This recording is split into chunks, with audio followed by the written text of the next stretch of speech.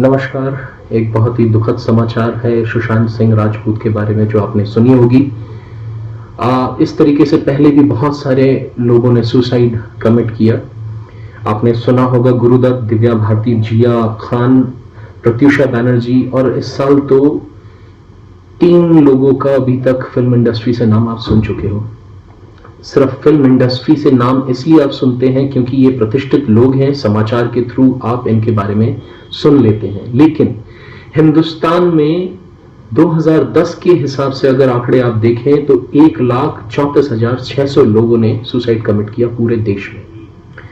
और यही 2016 आते आते, मतलब उसी के 6 साल बाद ये आंकड़ा पूरा डबल हो चुका था, 2,30,314 लोग। और अभी के आंकड़े अभी मेरे पास नहीं है, लेकिन जिस तरीके से, जिस तेजी के साथ हम प्रगति की तरफ बढ़ रहे हैं, उसी तेजी से सेल्फ आइसोलेशन की तरफ भी हम बढ़ रहे हैं। भीड़ में हंसते हुए चेहरे के पीछे भी कितनी लोनलीनेस है, यह समझ पाना बहुत मुश्किल है। लेकिन इसे समझा जा सकता है, यह नामुमकिन नहीं है। यह मुश्किल जरूर हो सकता है, नामुमकिन नहीं है।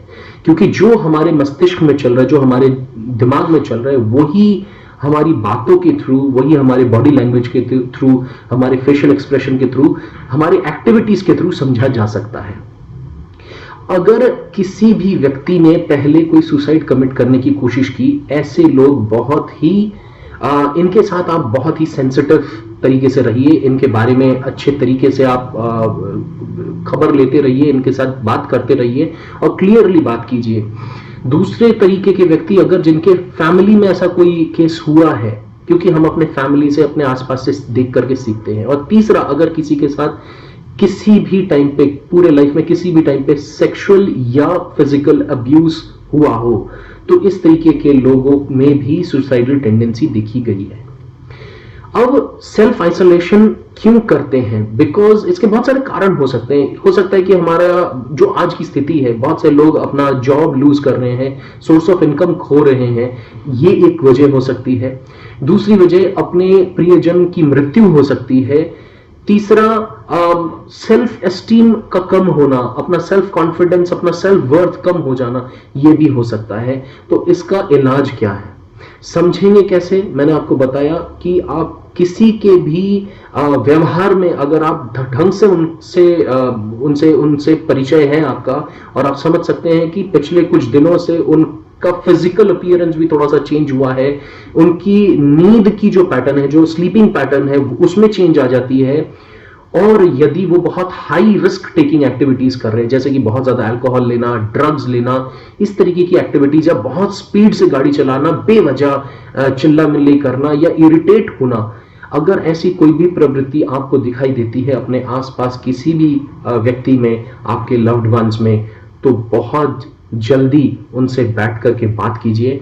देखिए, आज के डेट में सबसे बड़ा प्रॉब्लम क्या है? हम कहते हैं मुझे अकेला रहने दो, गिव मी माई स्पेस। ये गिव मी माई स्पेस जो है, ये ठीक है जब तक आप मेंटली सुरक्षित और तंदुरुस्त है।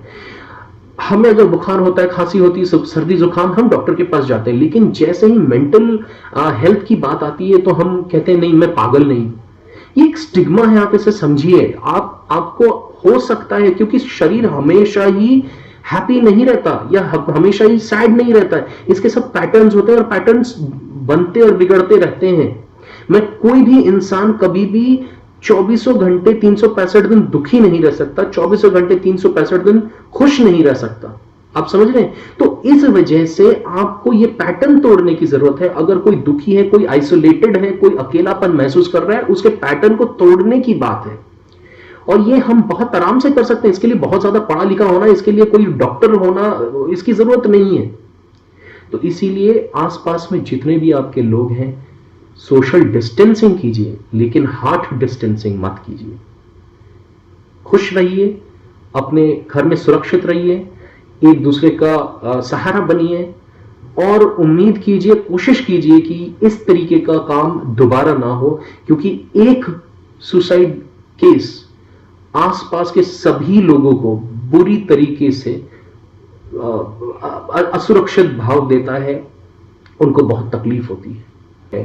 आप लोगों से यही अनुरोध करूंगा कि सुरक्षित रहिए, अपने घर में